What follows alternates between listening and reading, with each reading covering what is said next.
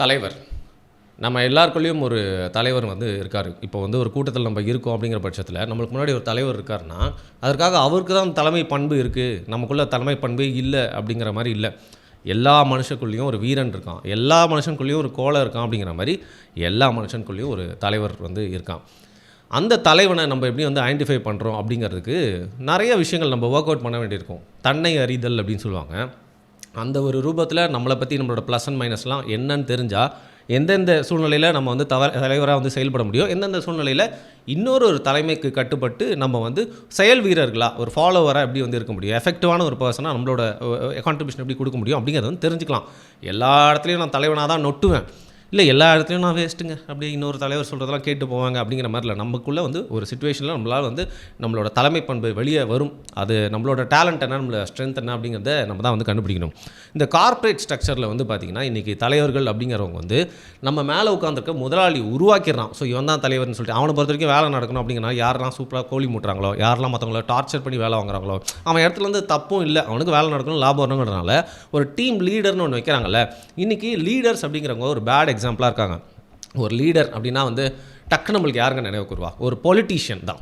இன்றைக்கி இருக்க சூழ்நிலையில் அந்த லீட் பண்ணுறவங்கள நாங்கள் லீட் பண்ணுறோம், கூட்டு போகிறோம், இந்த நாட்டை பாதுகாக்கிறோம், குடும்பத்துக்காக யோசிக்கிறோம், சமூகத்துக்காக யோசிக்கிறோன்னு சொன்னோன்னே லீடர் அப்படிங்கிற வார்த்தை எடுத்தோன்னே நம்மளுக்கு தான் ஞாபகம் வருது. பட் பண்டைய காலங்களில் வந்து பார்த்திங்கன்னா இதே ஆட்சி செய்யக்கூடிய விஷயம் தான் ஒரு ராஜா இல்லை ஒரு படையின் தளபதி, இந்த மாதிரி பீப்புள் தான் வந்து லீடர்ஸ்.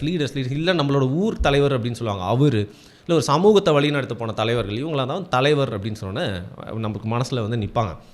அப்படி இருக்கிறப்போ ரேர் ப்ரீடுப்பா, ஸ்டாண்டப் கைஸ் அப்படிங்கிற மாதிரி ஆங்கிலத்தில் ஒரு வார்த்தை சொல்லுவாங்க. அந்த மாதிரி ப்ரீடு உள்ள தலைவர்கள்லாம் கொஞ்சம் கொஞ்சமாக வந்து மறைஞ்சிட்டே வந்து இருக்காங்க. எக்ஸ்டிங்க்ட் க்ரீச்சர் அப்படின்னு சொல்லுவாங்கள்ல, ஒளிந்து போயிடுச்சு, இன்றைக்கி வந்து உயிரோடையே இல்லை இந்த உயிரினம்லாம் அப்படின்னு சொல்லிட்டு அந்த மாதிரி எக்ஸ்டிங்க்ட் க்ரீச்சராக வந்து மாறிட்டாங்க. இந்த நேரத்தில் நம்மளோட பாஸ்ட்டில் நிறையா சூழ்நிலையில் நிறையா தலைவர்கள் நம்மளோட வாழ்க்கையில் வந்து போயிருப்பாங்க, நம்மளோட சமூகத்துக்கு வந்து உதவி இருப்பாங்க. அப்படி சில தலைவர்கள்கிட்டேருந்து இவன் தாண்டா சிறந்த தலைவன், இந்த தலைவன்கிட்டேருந்து தலைமை பண்புனா என்னன்னு கற்றுக்கலாம்.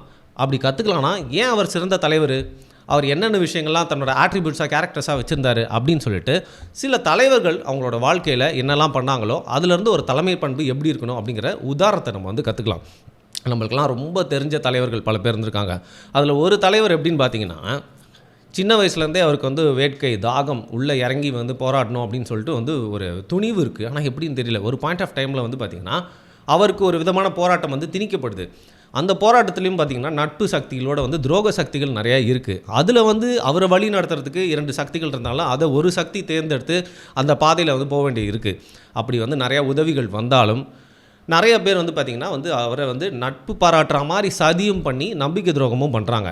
இப்படி எந்த நேரத்துலையுமே காரணம் தப்புனா மரணம், இந்த காலை ஆட்டிக்கிட்டே தூங்கணும்னு சொல்லுவாங்கள்ல, அந்த மாதிரியான ஒரு போராட்டம் தான் இந்த தலைவருக்கு. அவரோட வாழ்க்கையில் வந்து பார்த்திங்கன்னா தினம் தினம் வாழ்வா சாவா அப்படிங்கிறது தான். ஏன்னா அவரோட போராட்டம் அந்த மாதிரியான போராட்டம், பெரிய நோக்கமுள்ள ஒரு போராட்டம். இன்றைக்கி நீங்கள் கேட்டிங்கனாலும் கனவுங்க அது அப்படின்னே சொல்லிட்டுருக்கேன்னா, ஆனால் அதை வந்து நடத்தலான்னு சொல்லிட்டு நிகழ்த்தி காட்டக்கூடிய ஒரு விஷயத்தை வந்து அந்த தலைவன் வந்து பண்ணான். அதற்காக நிறைய துரோகங்கள், நிறையா கஷ்டங்கள், நிறைய வந்து பார்த்திங்கன்னா வந்து தடைகளெல்லாம் தாண்டி ஒரு பெரிய கட்டமைப்பை உருவாக்கி, அந்த கட்டமைப்பு இது வரைக்கும் உலகத்திலே பார்த்துடாத, நீங்கள் ஈஸியாக வந்து ஒரு கூட்டத்தை கூட்டிடலாம், அந்த கூட்டத்தோட பவரை எப்படி சேனலைஸ் பண்ணுறீங்க அப்படிங்கிறது முக்கியம்.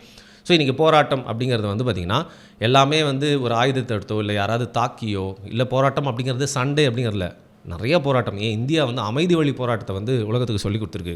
ஆனால் எந்த நேரத்தில் எந்தெந்த போராட்டம் அப்படிங்கிறது பார்த்திங்கன்னா எல்லா நேரத்துலையும் ஒரே மாதிரியான போராட்டம் வந்து செட் ஆகாது. ஸோ இந்த தலைவர் என்ன பண்ணுறான், கட்டமைப்பை ஏற்படுத்தி போராட்டம் அப்படிங்கிறதுல எதிரிகளுக்கு எதிராக வந்து பார்த்திங்கன்னா ஒரு புரட்சி போராட்டத்தை நடத்துனது மட்டும் இல்லாமல் அந்த போராட்டத்தில் வெற்றி அடைகிறதுக்கு முன்னாடியே வந்து தன்னுடைய கோலை அச்சீவ் பண்ணால் எப்படி இருக்கும் அப்படிங்கிற ஒரு மாடலை செட்டப் பண்ணி தன்னோட கூட்டத்துக்கு வந்து பார்த்திங்கன்னா ஒரு முறைமையை வந்து படுத்துறது மட்டும் இல்லாமல் ஒரு இயல்பு வாழ்க்கை, அந்த ட்ரீமை அடைஞ்சோன ஒரு இடம் எப்படி இருக்குமோ அந்த மாதிரியான நிறையா நடைமுறைகளை வந்து கொண்டு வரது மட்டும் இல்லாமல் ஒழுக்கம் அப்படிங்கிற விஷயத்தை வந்து கொண்டு வராப்பில்.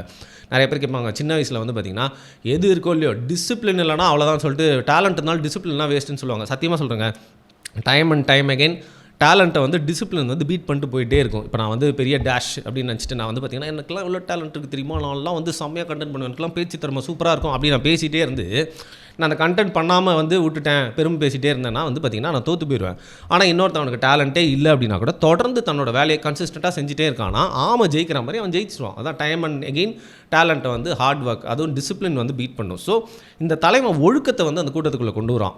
அந்த ஒழுக்கம் அப்படிங்கிறது பார்த்திங்கன்னா நிறையா நெறிமுறைகள், அறம், அது மட்டும் இல்லாமல் அந்த ஒரு நோக்கத்துக்கு மட்டும் இல்லாமல் இயற்கையை பற்றி சிந்திக்கக்கூடிய தலைவனாக இருந்தான். இயற்கையை பற்றி மட்டும் இல்லாமல் தனக்கு கூட இருக்கிற நம்பி வந்த மக்களுக்கு அவங்களோட வாழ்க்கை எப்படி இருக்கணும், அவங்களோட வாழ்க்கை எப்படி மேம்படணும், அவங்க சுற்றி இருக்கிற பாதுகாப்பு மட்டும் இல்லாமல் அவங்களுக்கு தேவையான என்னுடைய ஒரு போராட்டம் இவங்களுக்காக தான் பண்ணுறேன் அப்படின்னு சொல்லிட்டு வந்து பார்த்திங்கன்னா பல பேரை பலி கொடுத்துட்டு போயிட்டே இருக்கலாம்.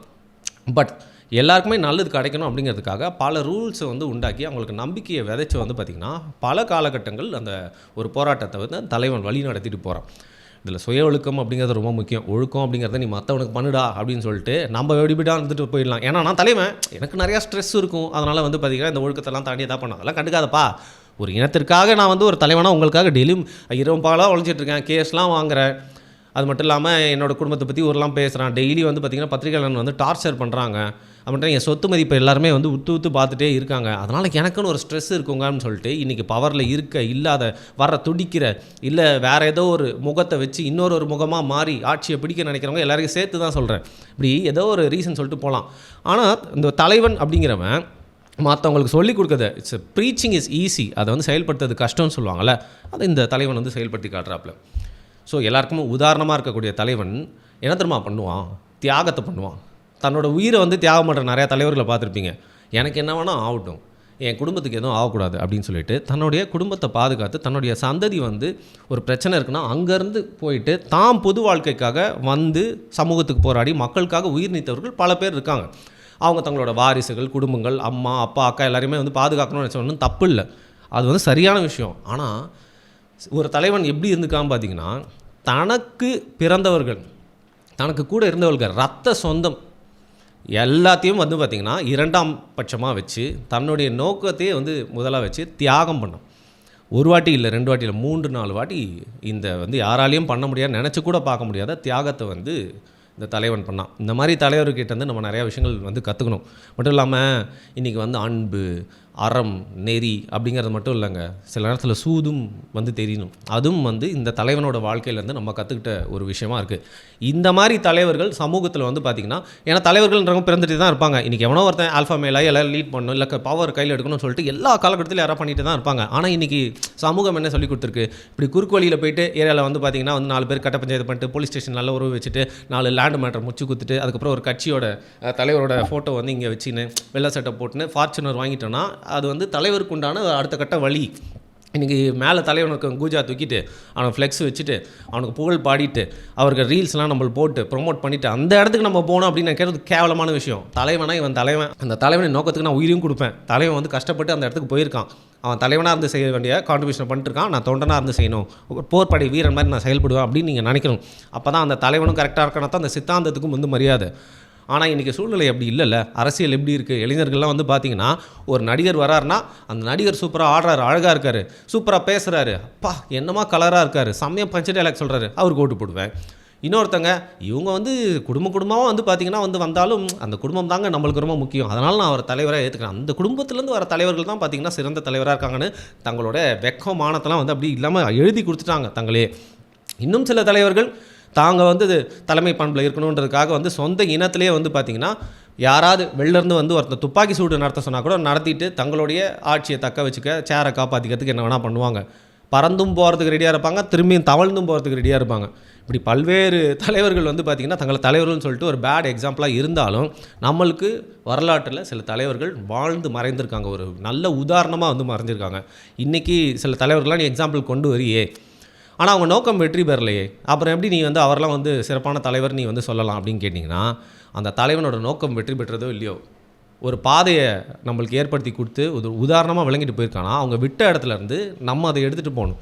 உதாரணத்துக்கு அந்த தலைவன்கிட்ட இருந்து நிறைய நல்ல பண்புகள் இருந்தால் எடுத்து இந்த காலகட்டத்துக்கு ஏற்ற மாதிரி நிறைய விஷயங்கள் நம்ம வந்து பார்த்திங்கன்னா உருமாற்றி, அதாவது சிச்சுவேஷனல் திங்கிங் சொல்லுவாங்க, அது மாதிரி வந்து நிறைய ஆட்ரிபியூட்ஸ் நம்ம கூட ஆட் பண்ணி நல்ல பண்புகளை வந்து எடுத்துகிட்டு அதில் வந்து ஒரு தொடர்ச்சியாக நம்மளோட தலைப்பண்பு இருக்கணும். அது மட்டும் இல்லாமல் ஏதோ ஒரு நாட்டில் யாராவது ஒருத்தர் இருக்கான், ஆனாக்கும் என்னோட நாட்டுக்கும் மண்ணுக்கும் வந்து பெருசாக சம்மந்தமே இல்லை, நீ எப்படி அவரை வந்து இங்கேத்துக்கு உண்டான தலைவர்னு சொல்லுவேன்? இப்போ கால் மார்க்ஸ் என்ன வந்து இங்கே தான் பிறந்தாரா? அம்பேத்கர் சென்னையில் பிறந்த தமிழரா? அப்படி இது மாதிரி நான் உதாரணம் சொல்லிட்டே இருந்து போகலாம். நம்ம கும்பிடுற எல்லா சாமியுமே வந்து பார்த்திங்கன்னா நம்ம சொந்த ஊரில் பிறந்த சாமியா? அப்படி இல்லைல்ல.